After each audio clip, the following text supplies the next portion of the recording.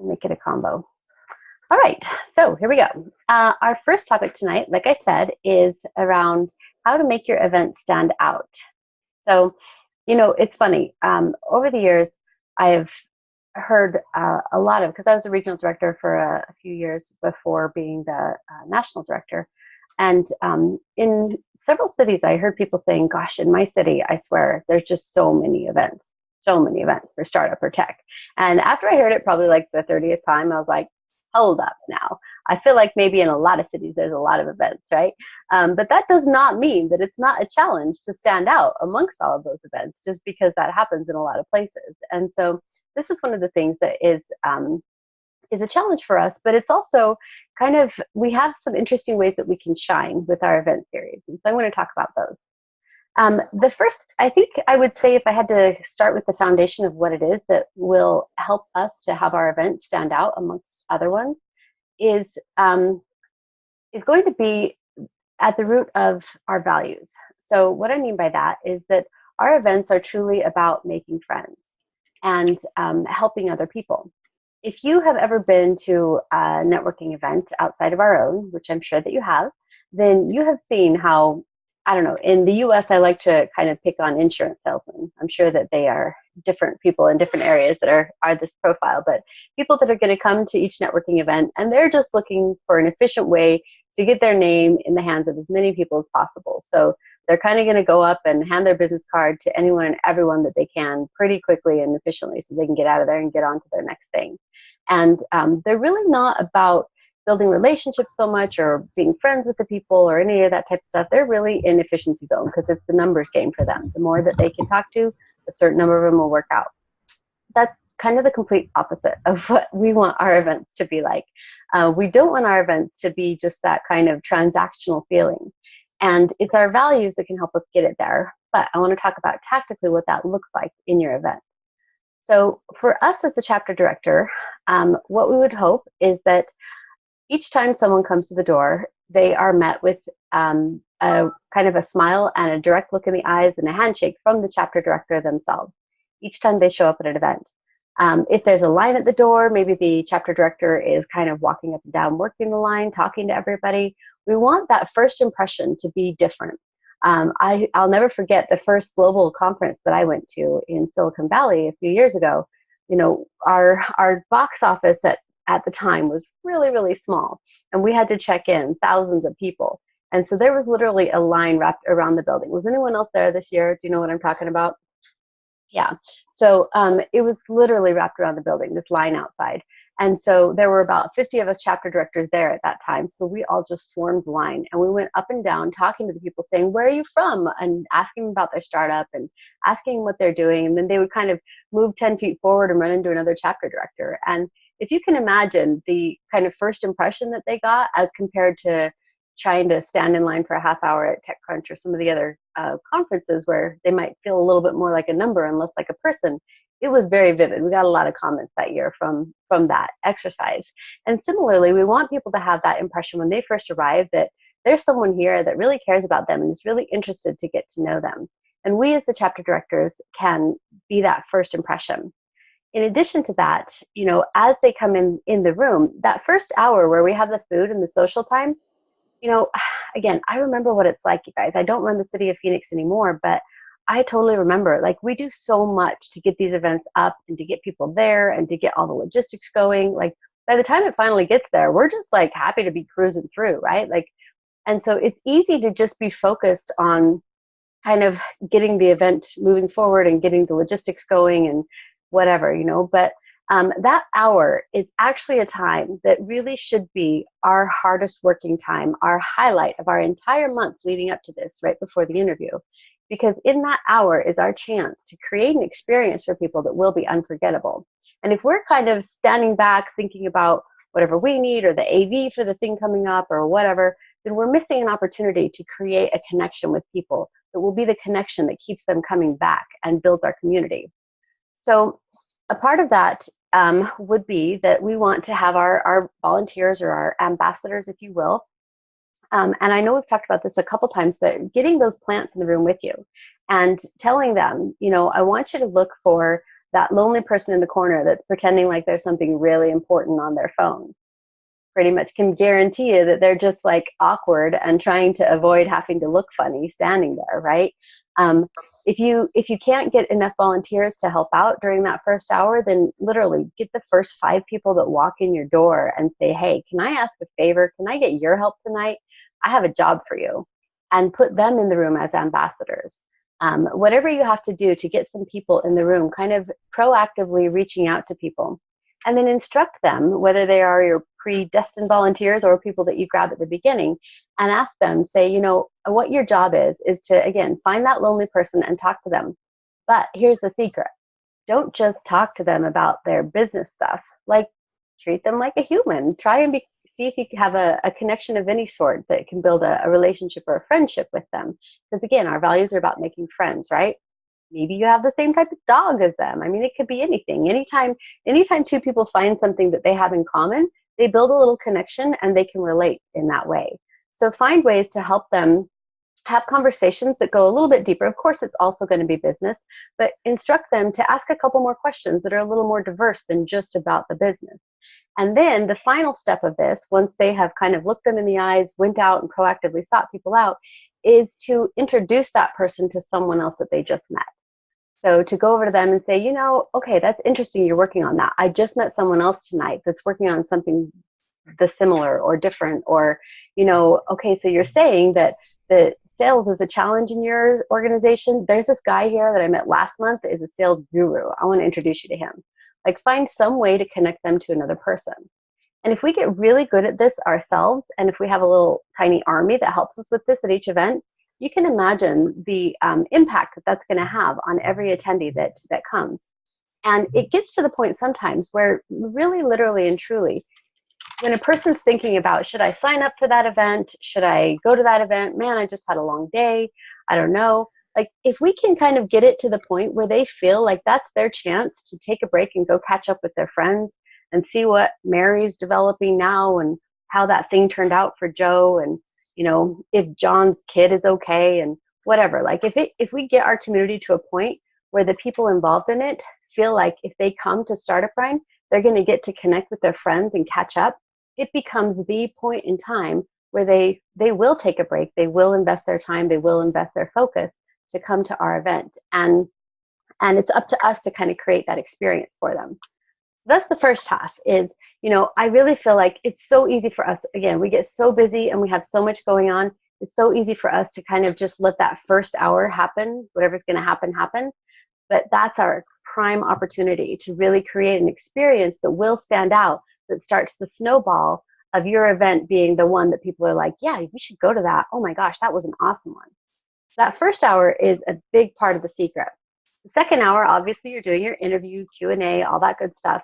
Here's the other magic part that I think is the secret recipe behind part of why Startup Grind is so successful, is in that last hour. Most events, you know, you're going to have that kind of chance for people to get to know each other a little bit and something happening. But with Startup Grind, the fact that we come back after the interview and have a little more social time, we have something different happening. And what that is, you know how the first time you meet someone, if it's a good experience, it's not like you consciously walk away going, hey, that David guy, I have a new friend. He's cool, right? Like, you don't walk away feeling like you have a new friend. But yet at the same time, the next time I see David, I'm going to be like, oh my gosh, David, how are you? Like, I feel like he's my friend already. Like, there's something that happens on that second interaction that it deepens the relationship.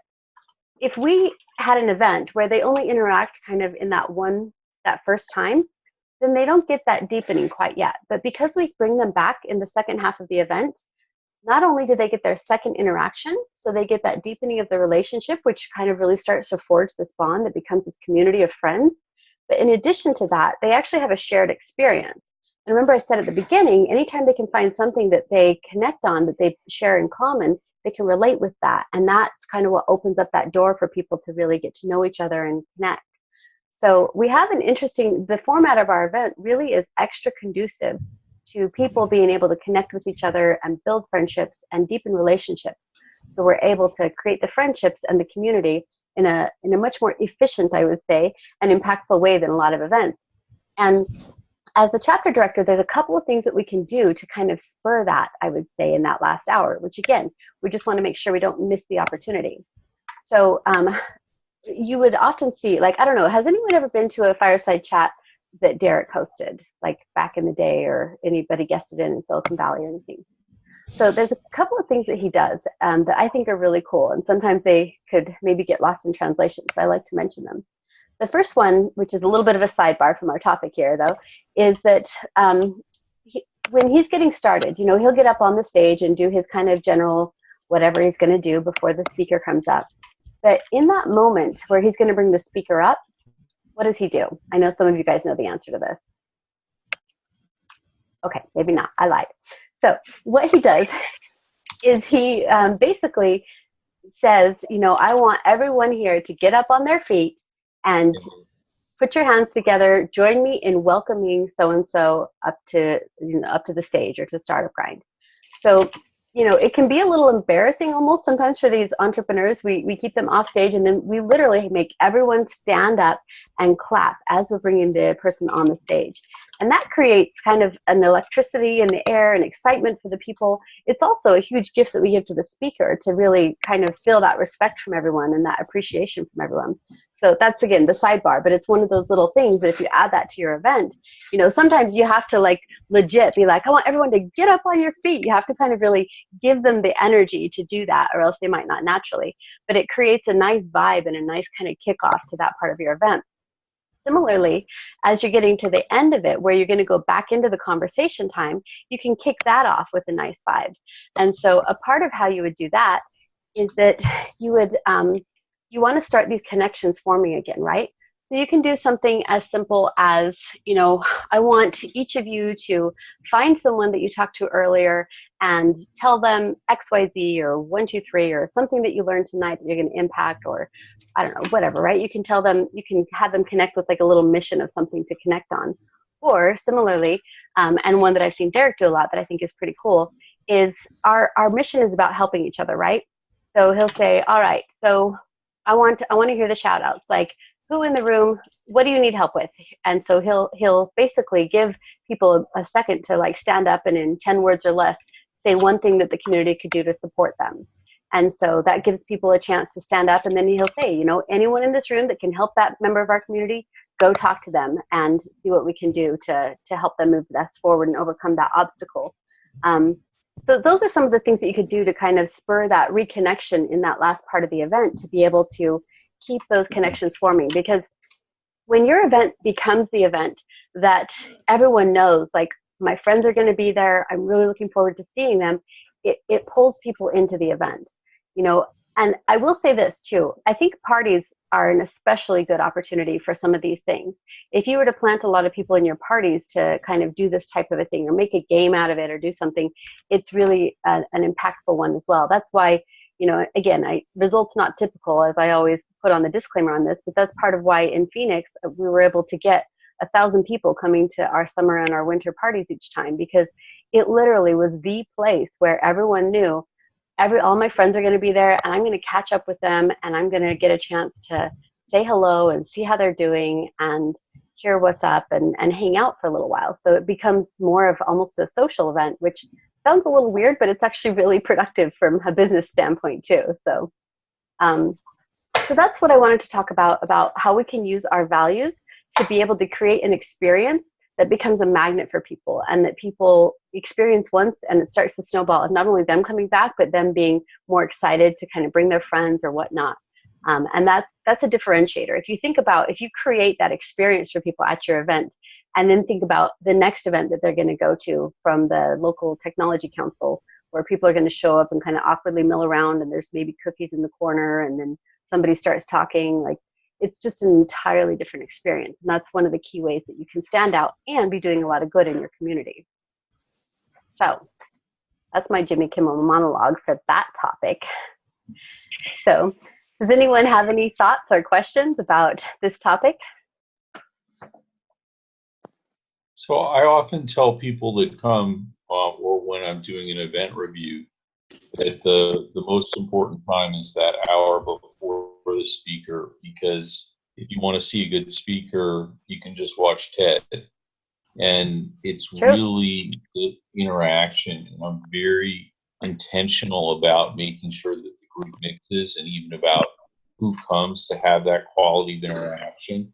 And I had some really good advice when I was starting out from Marion about getting those anchor people that are interesting to talk to and willing to talk to people that have questions in the room. I think it makes all the difference in the world. Yeah, that's really good. That's perfect. Good. Anyone else? I mean, that's what I loved about Startup Grind events when I got to go to them in Tallahassee was as soon as I walked into the room, I could tell that it was worth my time to be there.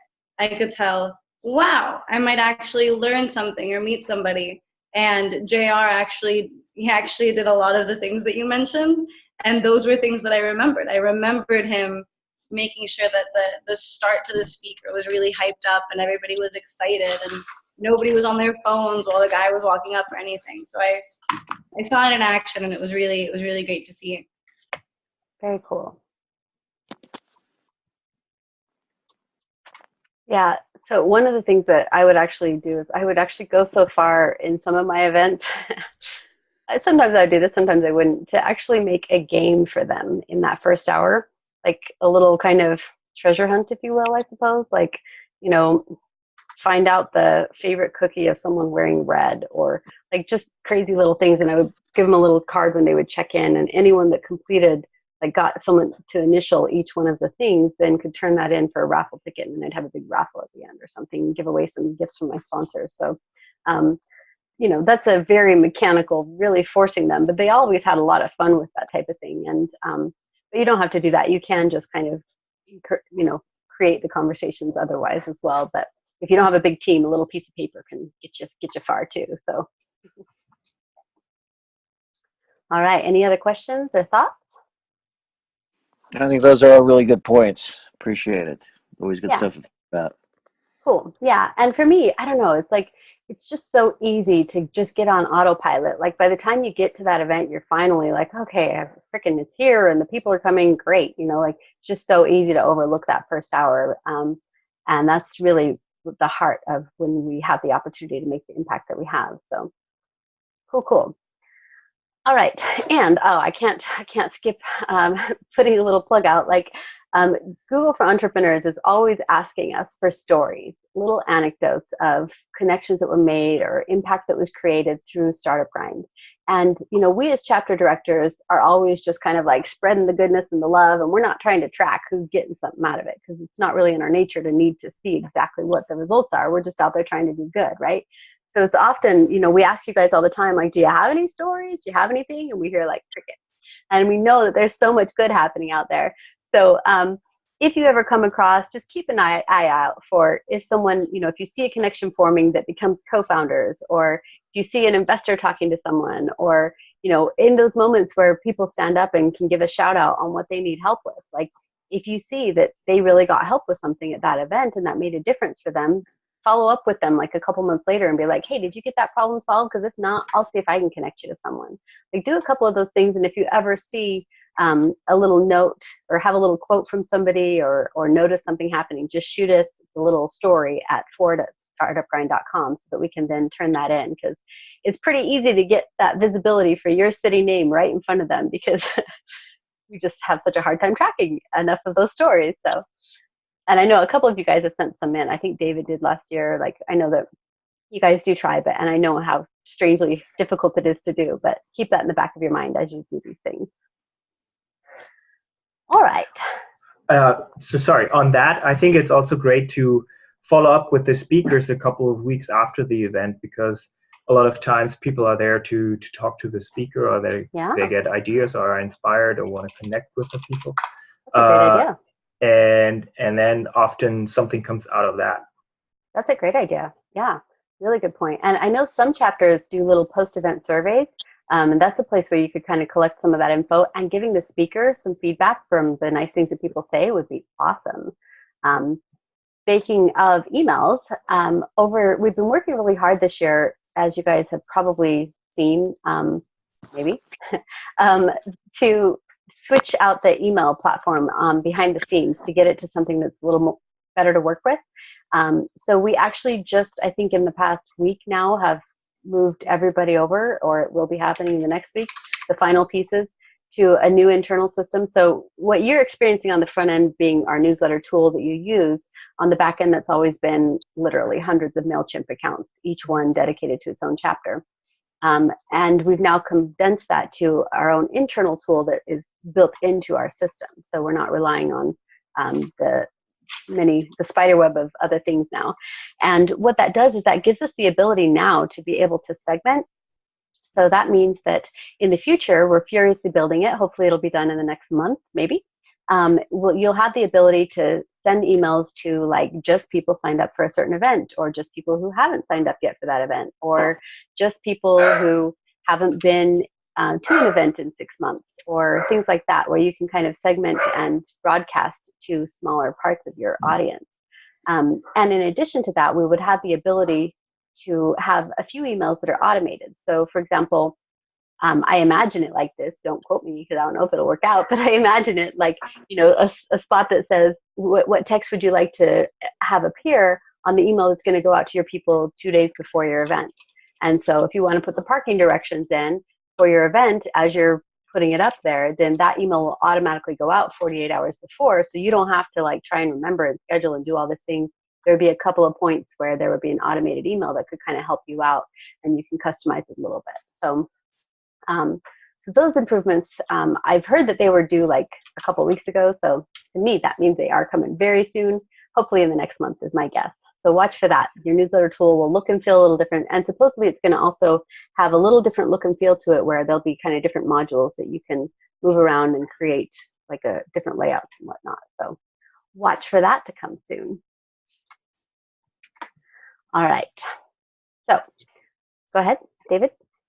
No, I just that's great. It's definitely an area I'd love to see do more, and segmentation's a big start. Will there be any kind of user reporting to do things like track opens? Yes. Yeah, okay. Absolutely. Yeah, they are definitely working on that as well. I know that one because they said that. Yes. So yes, that's yes. Great. All right. So before we dive into the topic about sponsors, I want to take a minute to actually give you guys a little update on the Global conference. So show of hands, who thinks they're going to be able to make it to Global in February? Cool. All right. So who are you guys? Oh, Doug, very good.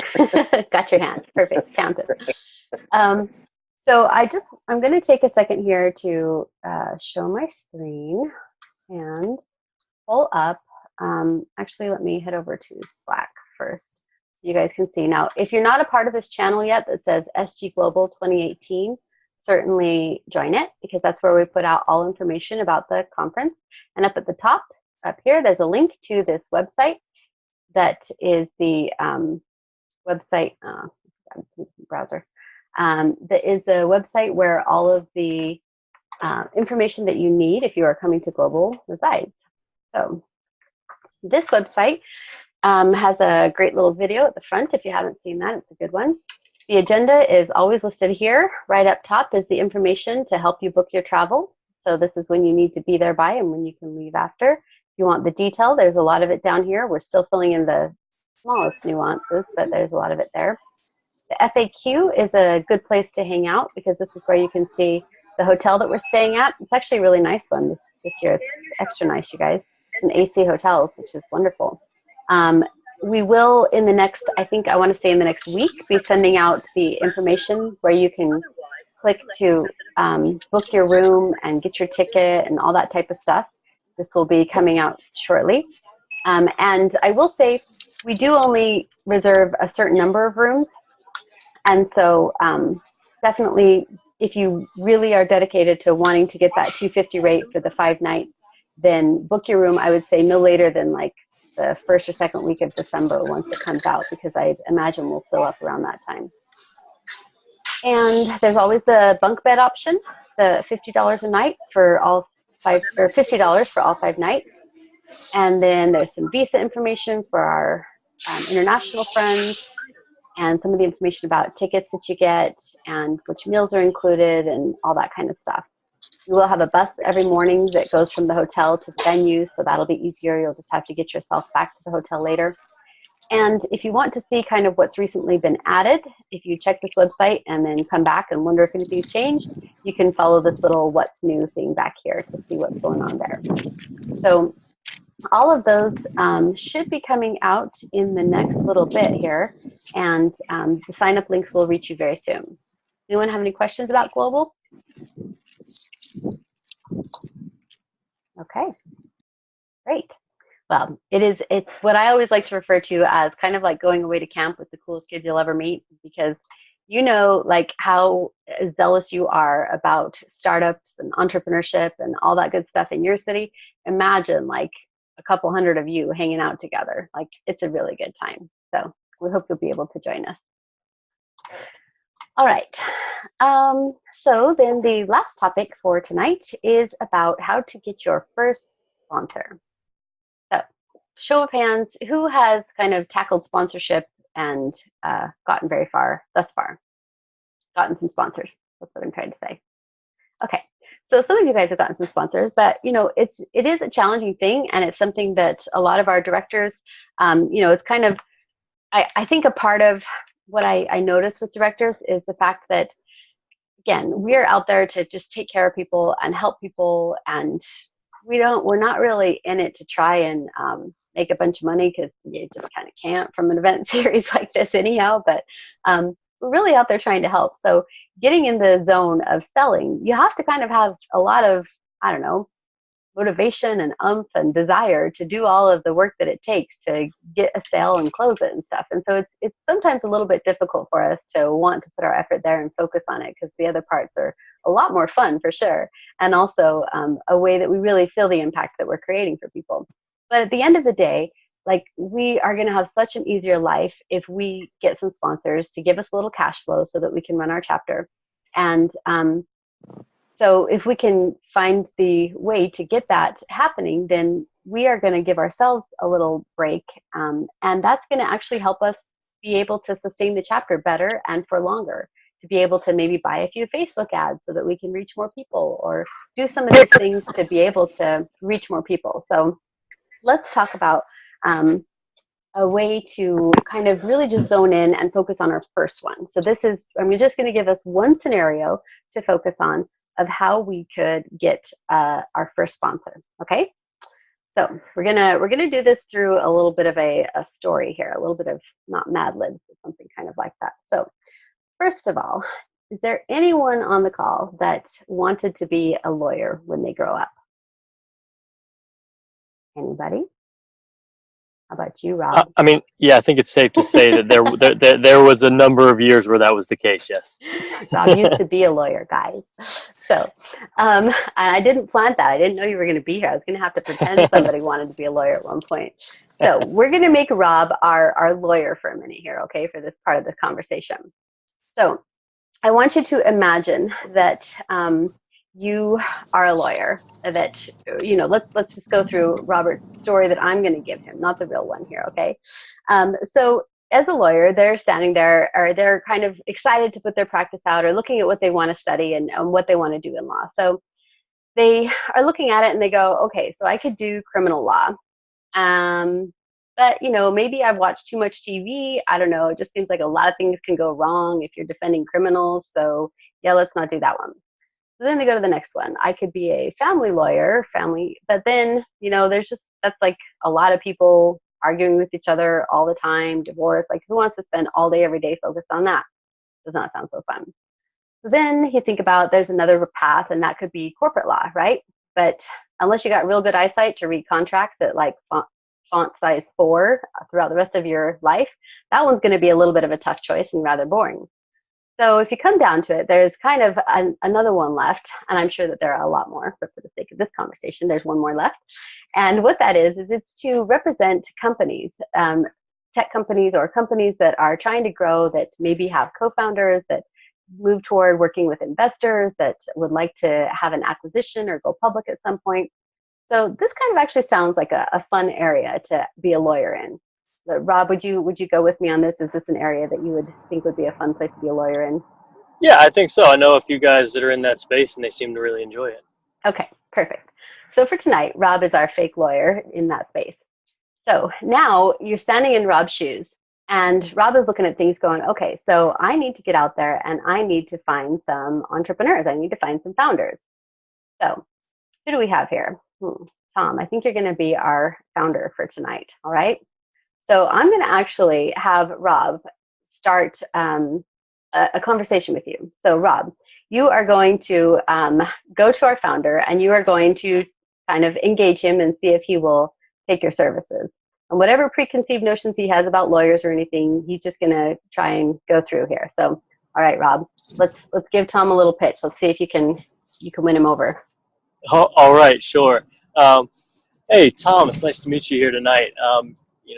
John over here was telling me a little bit about your company, that you're a founder. You said you're kind of in the early stages and you were looking for a little bit of legal help. And I was going to chat with you real quick about that. Now, I will point out that this would be unethical to try to pitch him on my legal services. Details, but a good one. Yeah, you can't just go pitch someone that you don't know to buy legal services from you. But if he had asked me about it, how about that? Mm-hmm. There's, I would say there's a lot of when you're starting out and you're a founder, you're trying to cut costs in a lot of areas, and I understand that. And that's one of the reasons I only work with entrepreneurs, because I understand what they're going through. I've worked with a number of them, so I understand that struggle. So we've put together packages that help you get what you need to get done, and also do that in a cost-effective manner. Because I know that every dollar counts when you're going there, but at the end of the day, if you don't create the foundation of that company correctly, if you don't have your T's crossed and your I's dotted, you're going to run into problems down the line, and that can cause a huge headache that you do not need. Very good. So Tom, is this sounding pretty good? Like, is this sounding like something that you would want to get involved in? Yeah, I mean, absolutely. It's something that I don't know much about, and certainly recognize that it's something that I need, but I am an early stage startup, and I'm always thinking about, expenses and so on. And, I don't really quite know if I should be structured as an LLC or a C Corp, or when I need an NDA or when I don't need an NDA. So, but again, I mean, ultimately, what I'm most concerned about these days is expenses and budgets and stuff like that. So, Rob, the lawyer, we've just gone through, our friends and family round. And I think now we're getting pretty serious. We've got sales and so on, and looking to scale. So we have been thinking about legal stuff, but again, just concerned about cost. So this is perfect. Thank you, you two. I'm going to pause you right there. So what we have is a lawyer on one hand who has all these answers. We have an entrepreneur who has a million questions. But to be fair, sometimes it's even kind of, you hate to ask the dumb question because you feel like you're the only person in the room that doesn't know the difference between a C Corp and an S Corp, or that there even was an S Corp and what that means with an LLC. And there you have a lot of questions, right? All you know from your standpoint is lawyers are expensive, they're way over there, and some of them are sneaky, so I'm not sure what I want to do here, right? And then you've got a lawyer like Rob. I would hire this dude. Like, he sounds like a good lawyer, right? He knows all these things, and he is dying to reach that person, but you heard him say it. He can't even pitch Tom. He can't even go out there and market himself like that. So there's quite the situation here, and bring out our little superhero cape. David, our chapter director, can fly in as Superman and help the situation a lot. And in the middle of it, get a sponsorship. So I kind of just wanted to set the stage to start for what we're talking about here, because I know that we as chapter directors really want to help people. And if we can trick ourselves into thinking that if we convince Rob to give us a sponsorship, we are helping Rob, we are helping Tom, and we are doing a lot of good, then we're going to have all of the energy and all of the focus that we need to really convince him that that's a good idea. So this is kind of what I've always said, the low-hanging fruit is find that law office in your town that is dedicated to serving entrepreneurs. One of the easiest ways to find it is to Google like startup lawyer or tech lawyer or some types of those things, because those that are kind of putting in their profile that they help startups or that it's on their website are the ones that are really kind of positioned well and interested to hear what you have to say, because they are trying to find the Toms and they are trying to reach them. But they can't advertise to them. And so if you were to reach out to them with your nifty little sponsorship packet, or maybe see if you can get on their calendar for a quick conversation or whatnot. And if you were to tell them, you know what, I've heard a couple good things about you. You seem like a great person. I'd really like to help you connect into our tech community. And I spend my month getting to know founders, finding founders, like becoming their friend, doing everything I can to help them. And I think I'd like to do a little bit of matchmaking here. If you would sponsor my event, not only can I put your brand next to mine and your brand in front of all of these upcoming entrepreneurs who are attending my events, but I can also be an advocate for you.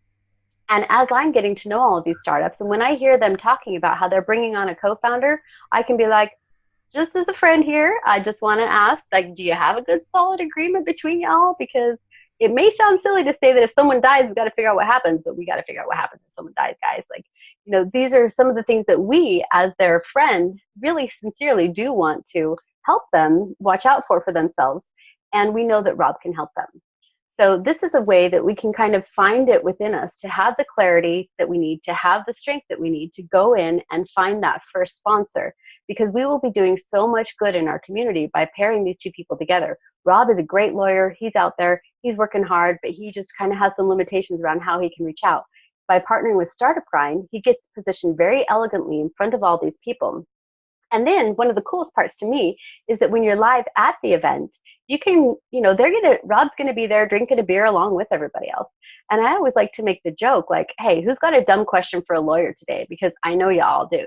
Like, I have dumb questions still, and I've done this every month for 12 months, and I've heard all the answers, and I still have more dumb questions. So who wants to ask a dumb question today? And our lawyer in the room will answer it. And so you start creating this kind of opportunity where that lawyer becomes accessible so that Tom doesn't have to sit there going, gosh, I wish I could ask someone, but it's probably going to cost me like $1,000 just to say hello to them. He knows that when he goes to Startup Grind, Rob's there having a beer, and he can be like, so can I just ask you a real dumb question real quick? And Rob will give him a little heads up, and that starts building that relationship so that when Tom's ready, he knows that he can trust Rob and that Rob is his go-to guy. And it's different than just trying to walk into a law firm and be like, hey, I want you to sponsor Startup Grind, right?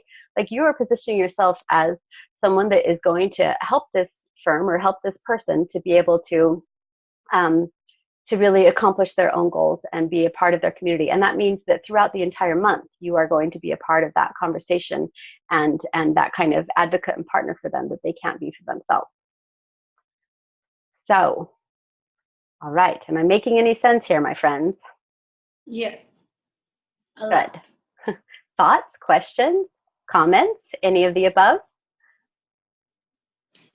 I feel like I've had a hard time thinking about sponsorships because it was hard for me to see the value add to the sponsor. So that really helped me kind of realize, wow, like there's a huge, huge value there.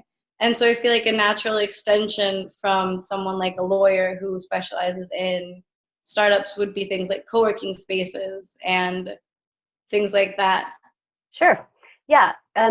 From what we see around town, like co-working spaces often prefer to be a partner because Right. they would rather donate their space and give cash. But your mind is going in the right direction for sure. Like a web development firm is another one, or a digital marketing company. And they don't have the same restrictions as Rob did. Like, they can actually market themselves much more strongly, you know. So lawyers, that's why I've always said they're kind of the low-hanging fruit, because you can create so much good for them. But yes, your mind is going in the right direction. It's people that want to connect with our audience, that need to connect with our audience, and we can help bridge that gap. We can be that trusted advisor, and we can find a couple of people that really are going to be a good fit for them and create that connection. And it's got a way higher return on your investment than something like a Facebook ad where you're just boosting it to startups in the area. Yeah, exactly. And again, lawyers can't do a Facebook ad, so it's perfect for them specifically. Yeah, So and this is also why, sorry, one second, David. This is also why we say, like, a 1 month sponsorship is not going to work. Like, if someone's going to sponsor you for 1 month, there's just not enough time to get the brand repetition, as well as to build relationships between you and the sponsor, as well as between them and your community. And so locking people into at least a 3-month sponsorship is really ideal, because otherwise they'll try 1 month, they won't see immediate revenue impact, and then they'll just go away. So you've kind of lost your opportunity with them, and they didn't get the value, and you didn't get the opportunity to win them over. So, sorry, go ahead, David. No, I mean, and I know you've had tremendous success with this, Christy. We we haven't even tried to sell a sponsorship package yet, although we've done some work on it. And part of that is just getting the team to be big enough to have the bandwidth to make the sales calls. But as somebody that spent a lot of time in advertising, the way that I look at sponsorship packages on the other side is what's the audience I'm reaching. And so really a big part of the product here, it seems to me, and the way we've put our sponsorship proposals together is we're hoping to get some next year, is around these are the people that come. These are the people on our mailing list. This is the number of impacts we get. This is the number of Twitter followers we have. And I think G did some nice stuff on this for the Cape Town chapter, but The sponsor packet. selling access to that audience. And the where I was going with that, beyond the sort of basic advertising mechanics, is when you have people come, you really want to think about the quality of the people that come in the room, right? It's not like 10 more attendees if they drag down the perception of the utility, because those lawyers don't want to talk to people that aren't serious about doing the work. Sure. Yeah, that's fair. Absolutely. It does make a difference to keep that quality up and to be known for that, for sure. If you get lucky and find the right lawyers, then they do understand that it's the long game, because, it's the relationship starts when they have the dumb questions and they just brought on a co-founder. And by the time they know what they're doing and they're further down the road, they already have found a lawyer one way or another. And so fortunately for me, I was able to get some really forward-thinking lawyers. And you guys had 2 lawyers as sponsors, each paying $10,000 a year for my city.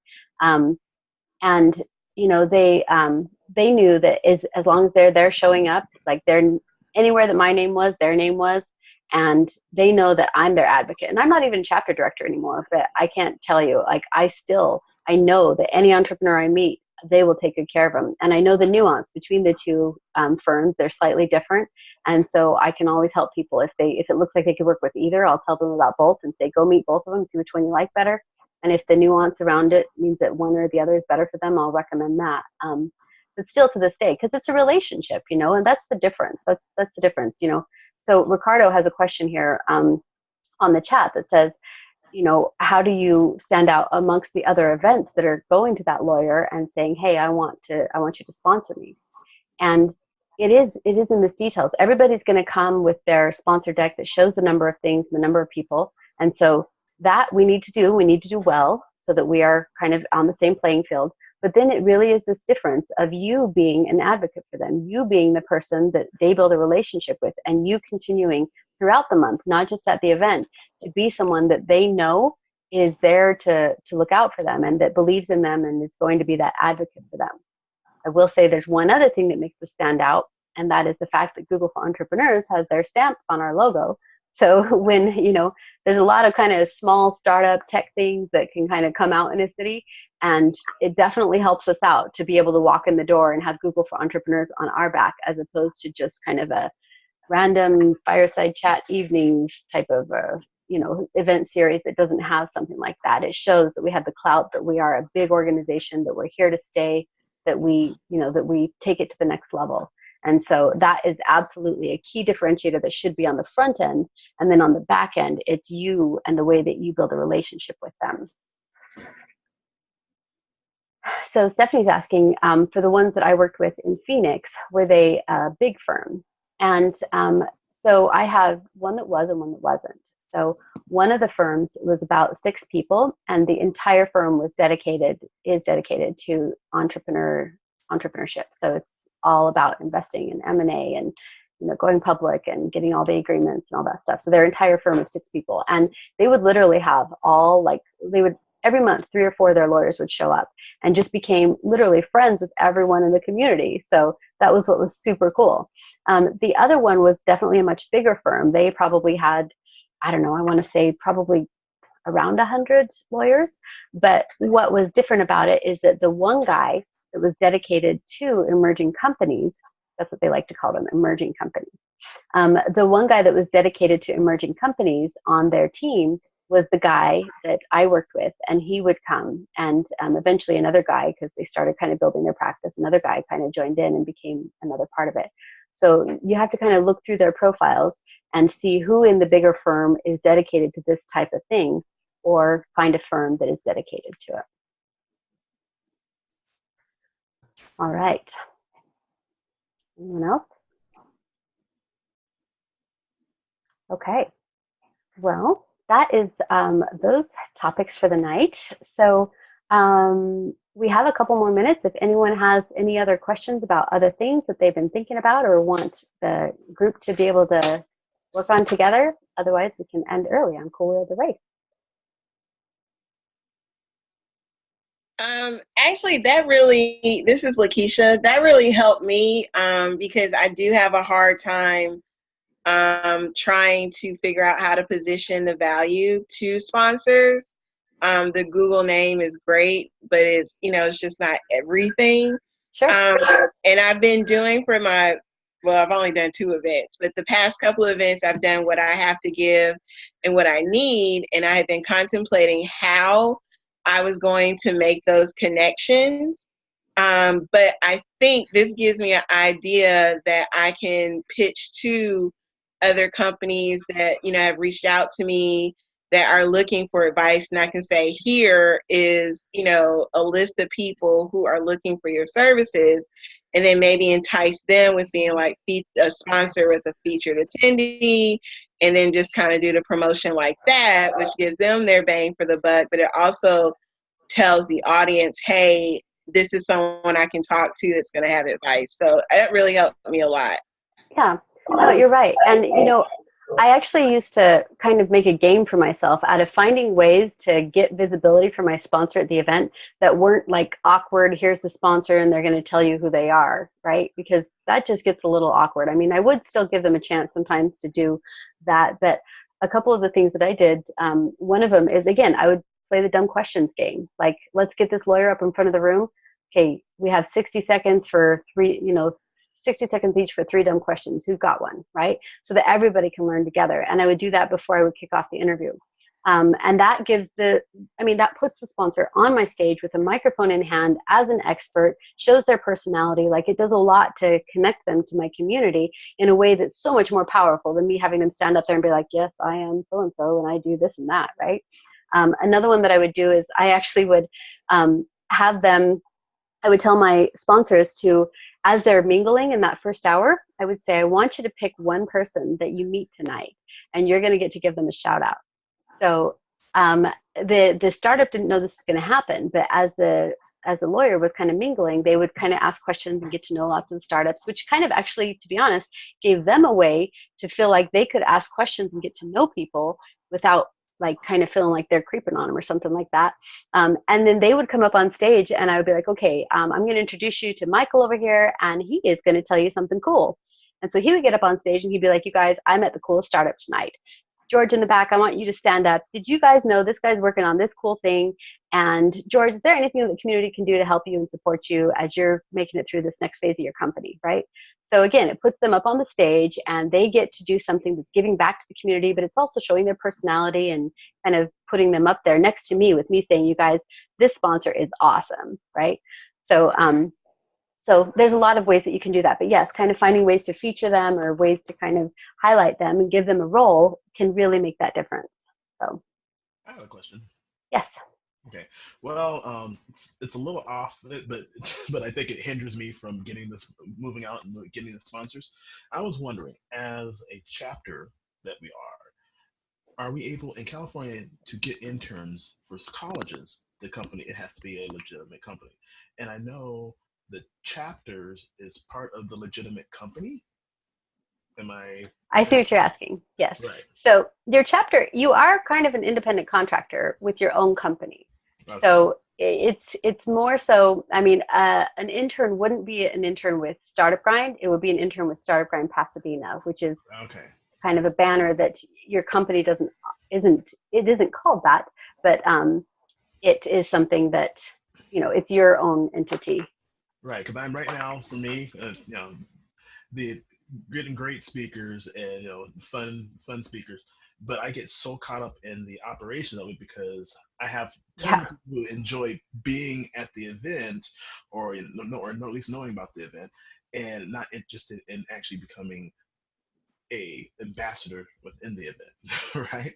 Sure. So I'm trying to find where can I get the help, like Yeah. internships or things like So that, you're saying for so I can move forward. specifically for the part about being an ambassador at the event or helping between events?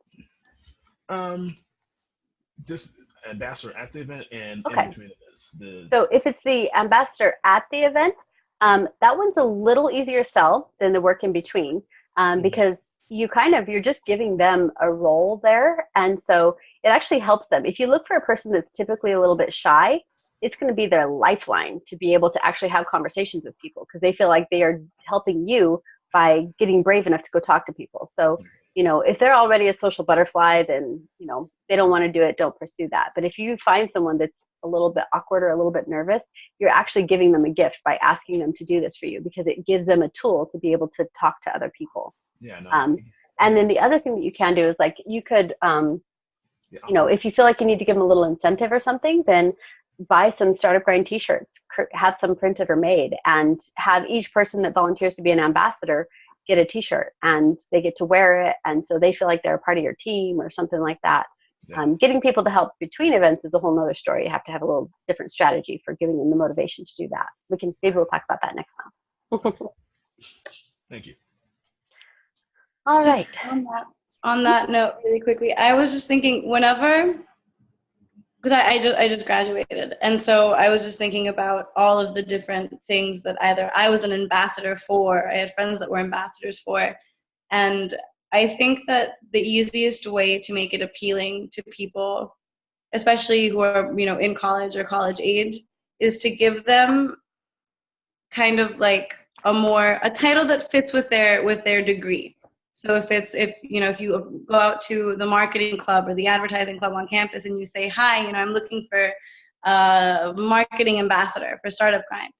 I just feel like it's a kind of unleveraged resource a lot of the times. They're just those university clubs. Those are kids who are starving for something to put on their resume so that when they graduate, it looks like they have 2 years of experience. That's true. No, that's a really good point. Absolutely. And as you can't call someone a co-director, but you can call them anything else that you want. So feel free to give them any titles that you want. And that is absolutely one of the biggest value propositions for building a team. Yeah, I was going to add to that. I'm sorry. I also got interns. So, and I learned this trick from my best friend that, she doesn't call them interns. Their job description says assistant, so that they, at least when they go out there and say they have this experience, it looks legitimate. And then to, I think Aaron's other point about, having a company, we are independent contractors. So I put in my internship agreement, I don't even put that they're working for Startup Grind Memphis. I tell them that they're working for my company, which is LTH Enterprises, so that they clearly understand the difference. And I make sure I explain that I'm an independent contractor so that it doesn't get confusing or any legal issues. And that way I can take the blame for anything that they do not above board, and it doesn't fall on Startup Grind's brand. Well done, Lakeisha. Well done. Thank you. What kind of contract was that again? I have an unpaid internship agreement, which just basically, and I found it off the internet and just really just kind of tweaked it to my own needs. So I let them know up front that I can't pay them like a salary, and just the things that are expected of them, and that it's totally renewable at my discretion. And, but I do try, I am going to try to incentivize them by giving them their own discount codes so that, it pays for a little bit of gas. It gives them reason to do more than just assist at the events. And so as I help them promote and create their own brand, they're also earning a little bit of money on the side, so that I just split whatever 50-50 with them what's left over after I get paid. So I'm just trying some different tricks and tips so that, you know, they're not just like feeling like they're slaving for free. Perfect. Yeah, good call. And I always found that like a $10 Jamba Juice gift card or something like that at the end of the night, if they helped out all day, goes really far in their eyes too. So same kind of thing. Great ideas. Thank Yeah. you. All right, you guys, I have another call I got to get to, so we're going to wrap up. Such a pleasure. I know, right? We could just talk forever.